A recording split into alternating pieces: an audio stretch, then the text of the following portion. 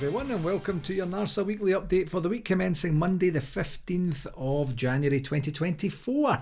It's Gary here again, and this week means that we are very, very close to the return of competitive action for our beloved team, and I cannot wait. Yes, we're almost done with the winter break now. In fact, as I record this, I believe the team are now back from Spain. Right now it's 3:29 p.m. on Monday, and that would be 10:29 p.m. back home, so I would be surprised if they're not back and settled at home now. So yeah, we're almost done with the winter break. It seems to have done what I'm assuming that the management staff would have been hoping it would have done, based on what Philippe Clement has been saying in terms of time with the players, training them, overtraining them, giving them an opportunity to kind of digest some of the ideas and coaching philosophies that he has. And my one concern is that things were going exceptionally well before the winter break came in, with the exception of the result in the Old Firm game, of course. So sometimes when you break that momentum, of the kind of 2 or 3 games per week, depending on what way you look at the calendar, you end up in a situation where we kind of lose momentum. And then when you lose momentum and then you start to kind of take on board some new philosophies and some new ideas, sometimes that doesn't reap the immediate rewards that we're hoping that it reaps from there. My assumption used to be back in the day that once we get more time on the training pitch with, insert name of manager here, Philippe Clement, Michael Beale, Giovanni Van Bronckhorst, that would just exponentially make things better for the players, better for the team, and of course better for the fans. And I don't know that that's ever actually worked out to be the case. It seems to be just like a step or 2 back, which I just hope. I hope that that's not the case. In fact, I'm fairly confident that's not going to be the case, but I just have that little nagging doubt in the back of my head. I think I've got too much time to think, folks. I think that's exactly what the problem is here. But this last week, thankfully, we didn't have to endure any further stupidity from the SFA or the Scottish footballing authorities at large, in terms of the daftness that we had to put up with them from them with regards to the refereeing standards, the botched VAR call from the Old Firm game and the like. So the good news is you don't have any bizarre stories from me regarding that and the Smurfs and whatever else it was I said last week. See, when you're trying to fill in time on these pods, sometimes my mind and my mouth can go a-wandering. On to the game segment for this past week. And I'm not going to overdo the game segment at all, because it's a friendly, and for any regular listeners to the pod, you'll know that I just don't do friendlies. And do you know the reason I don't do friendlies? Because I just don't do them. And it's the same when I'm playing football as well. If we're going to, over here in Canada, they call it a scrimmage. Let's just get a scrimmage, which basically means just a kickabout with a bunch of folks on the team, just to kind of get our legs under us and things like that. I'm just not interested in them either. They will not make me any better a football player. If anyone has ever seen me, you'll know exactly what I mean. They don't make me any fitter. I like to work out every day and keep myself nice and fit and in trim. And I know there's game fitness, but back to my previous comment, if you have seen me playing football, it makes zero iota of a difference, because I'm just the level that I'm at, and that's not very good either. So that kind of transposes, I just love the competition, to be really honest. And when it's a friendly, it's not about the competition. It's about preparing for the competitive action and the competition mindset, of course, but it's just not. And then when you look at the game, and of course I'm referring to Saturday's 1-0 defeat by Hertha Berlin over in Spain, there's nothing good that comes from broadcasting that. I would say that, because in the week leading up to it, I get a couple of inquiries as to whether it's going to be broadcast. If so, what channel? We finally deciphered it was going to be on YouTube. There was a wee bit of miscommunication about RTV and such. And then people just complain. They complain about the pitch. They complain about the kind of, what would you say, dullness of the commentators. They complain about the pace of the game and complain about the goal that we lost. I think there's merit to having these training games, unless it's against a glamour team and we just want to see some, some world class players, on the same field as our players are. I don't know. I don't know what good comes from putting that out there on production, but I don't know. It was essentially, as I kind of mentioned there, just to get some time in the legs, some game time in the legs of folks, get a chance to try a couple of things, give some people an opportunity to get the ball at their feet, pass it around, and that was it. To be dead honest with you folks, I turned it off at half time, and from what I saw, there was nothing to write home about. And I'm not going to take anything from that. I mean, the only time that I think I'm talking pre-season now, not so much the winter breaks, that's become somewhat material was actually the beginning of this season, when we had a kind of muted, oddly underwhelming start to the pre-season. And at the time, I'm fairly sure, I can't remember exactly, but I'm fairly sure I probably said, it's pre-season, this doesn't matter, it doesn't really bode for anything that we're going to see from a competitive perspective. But it did. It really transposed itself into the competitive action, and although we had some ups and downs, more downs than ups with Michael Beale, that was a telling tale and a telling sign for what was to come. And thankfully the board made some swift decisions and replaced him with someone that we now have a lot more trust and faith in as well. So I'm going to read nothing into that result. I mean, obviously it's a wee bit disappointing to lose a set piece goal, but quite frankly, I missed it. I didn't look. I was actually on my Peloton bike at the time, and then I was looking at the screen, and then it said, 1-0, but there was no replays or anything. So, and I didn't see any replays at half time, and I was like, I've got other things to do, I need to go. But it's one of these things. It was obviously part of Philippe Clement's idea to go get some training, to go get more time together, to go get a bit of experience, a bit of exposure to each other, and of course, as I mentioned earlier, some exposure to his ideas. And I'm hoping that that's all what happened.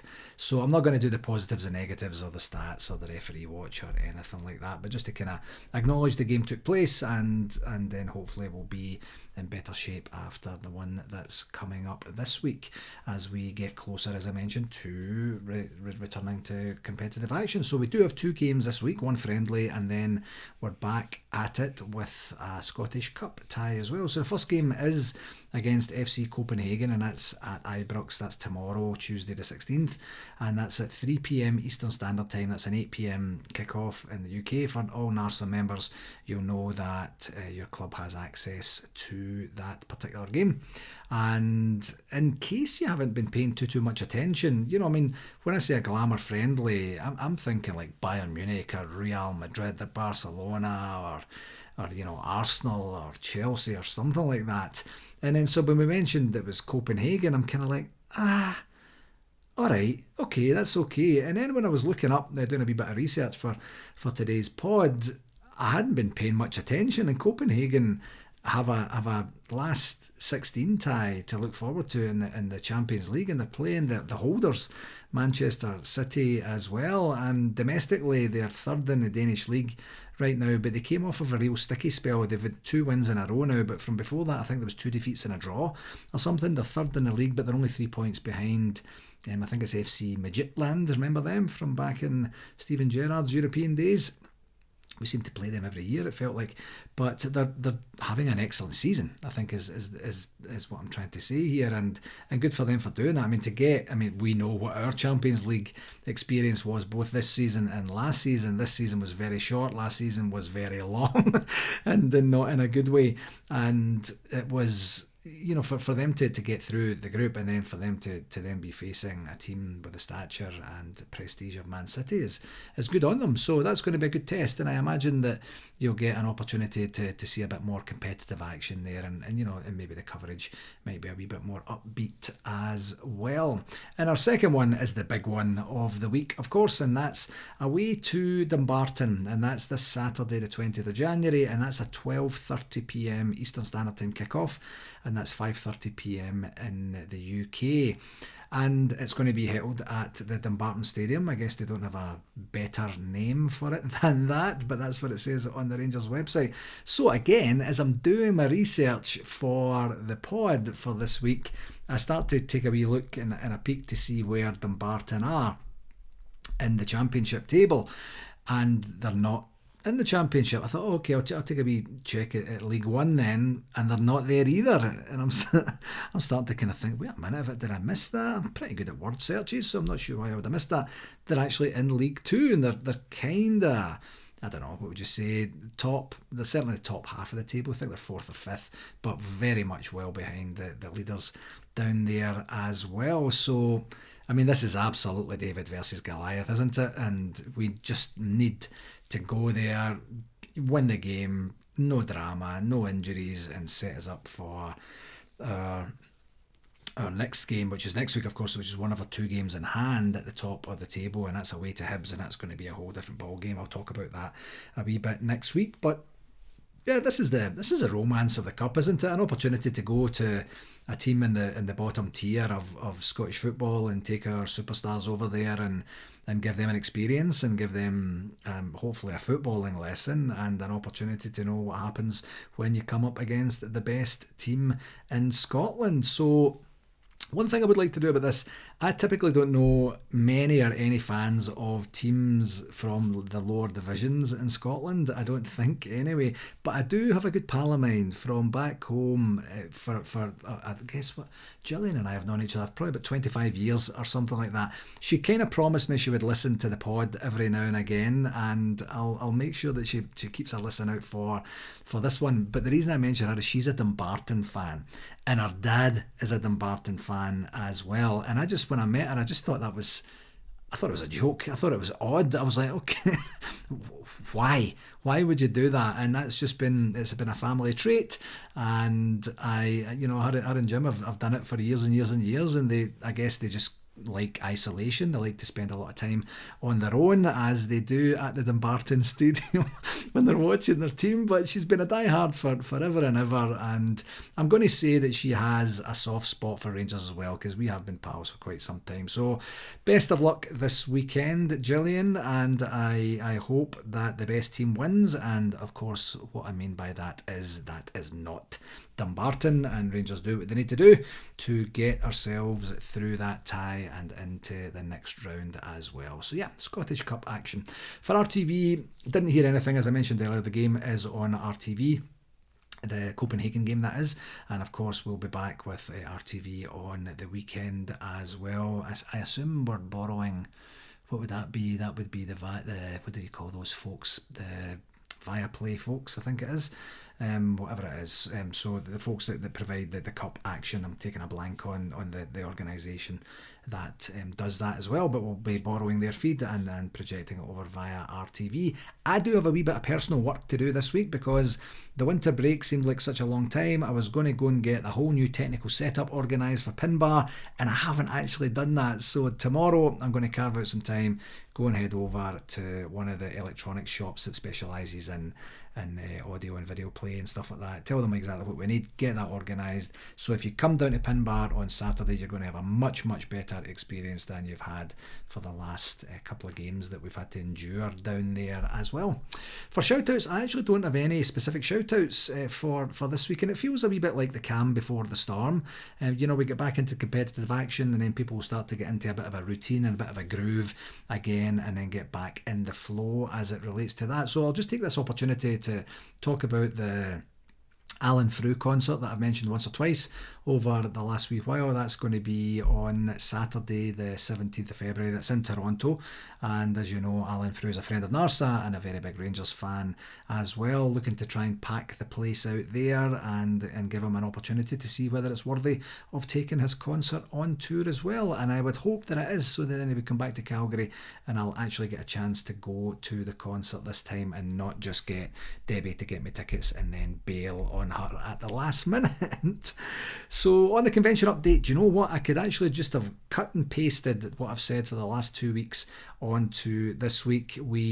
I do have a couple of wee bits and pieces to get back to the hotel about. I've got time scheduled in my calendar for tomorrow afternoon to get that done, and I'll definitely get that done, and then hopefully I'll have more meaningful information to share as we go forward. I would like to take this opportunity now just to kind of do a bit of a plug for our friends over at ORSA and Billy Brownlee and his his team over at the Sunshine Coast, Rangers Supporters Club in Queensland, Australia, who are of course hosting the NARSA convention on the 29th of February to the 3rd of March as well. Again, I will leave the link there to any information you want about the NARSA convention, including the fundraisers that they have going on there as well.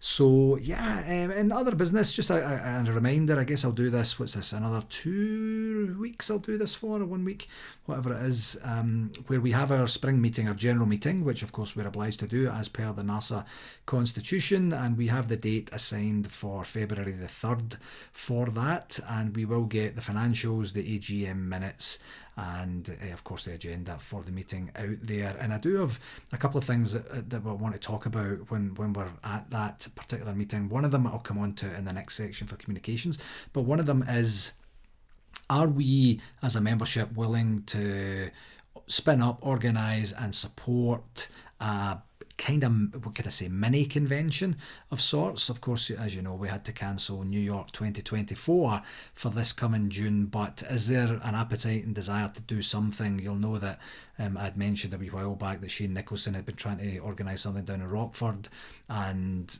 there's another couple of clubs that are interested in maybe supporting something else as well.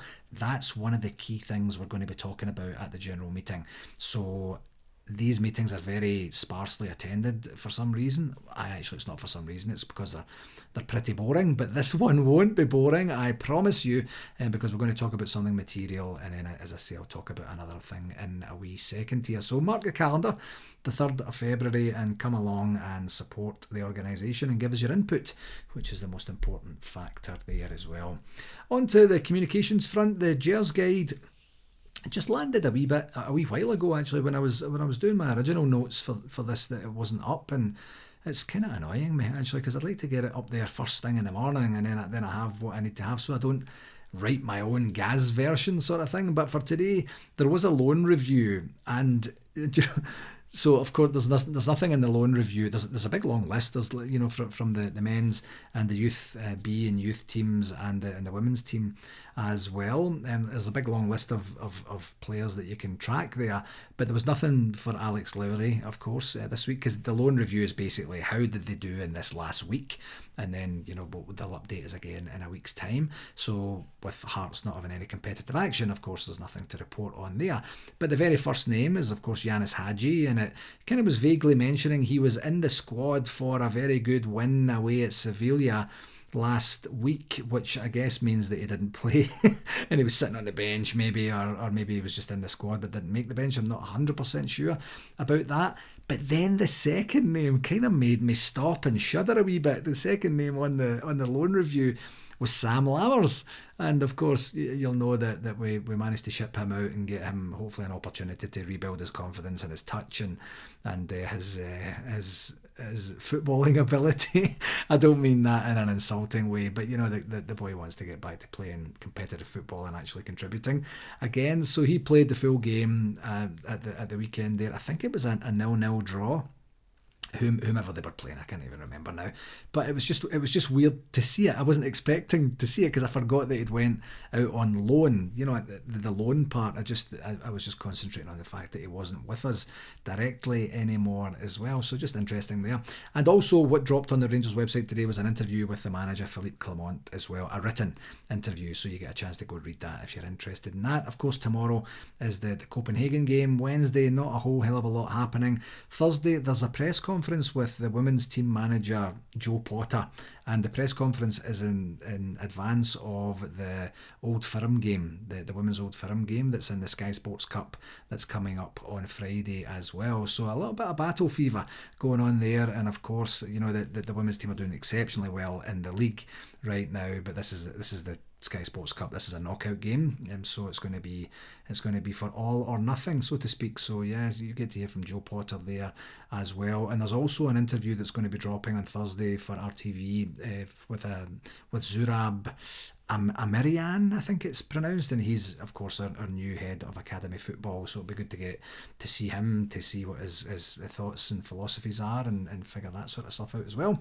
On Friday we do have the press conference for the Dumbarton game. And then that game is at, I believe the game, what time is the game now? I think it's at night. I'm not sure, but just check if you're interested in that. Check out the Rangers social media, the Rangers website. But it's the Sky Sports Cup game that I just mentioned there against the team from the East End. Then on Saturday we have the men's game, of course, at Dumbarton. And then on Sunday they have episode 2 of what they're calling Follow Inside. And I think this might be a little bit of a regurgitation of the away days that used to be quite prevalent on the RTV site, where they would just kind of chronicle the travel to the games, a little bit, walking the pitch, seeing the teams coming out the tunnel, just a wee bit of background information that you don't actually get a chance to see on the regular TV channel. And that gives us an opportunity to see that. I think what this Follow Inside is a bit of a rebrand on that as well. So that's great. Moving on to other items on the communications front.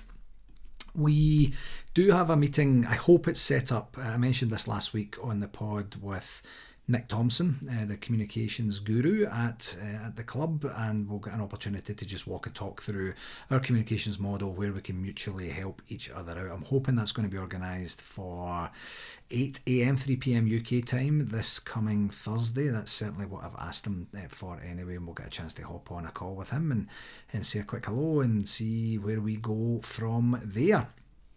And we also have, here's the thing I was alluding to a little bit earlier on there. It's that I was contacted, do you know what? It was actually later last year, I don't even remember it, months ago, by Stuart Robertson, just not long after he had left the club. Well, no, do you know what? It was quite a wee while after he left the club. We've kept in touch.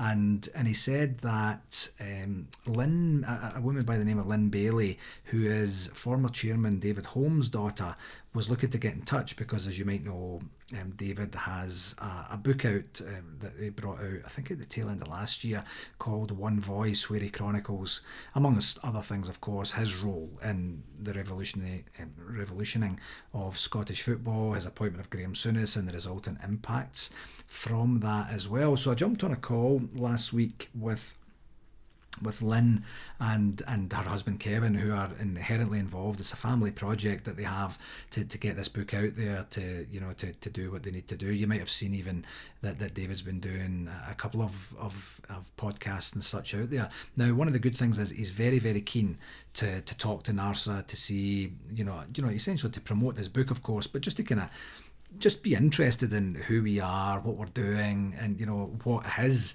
role in the revolutionisation of Scottish football, how that impacted us, and tell us some stories and hear some stories from us as well. So I'm going to figure out how best to do that. So this is the other main topic that I'm going to talk about, that we will talk about, as a membership on the general meeting on February the 3rd, so that we can figure it out. We could probably get David on a call and have our membership there, or a representation from our membership there, and have a live Q&A and just chat with him, see how he's doing, and hear the stories and just progress the conversation.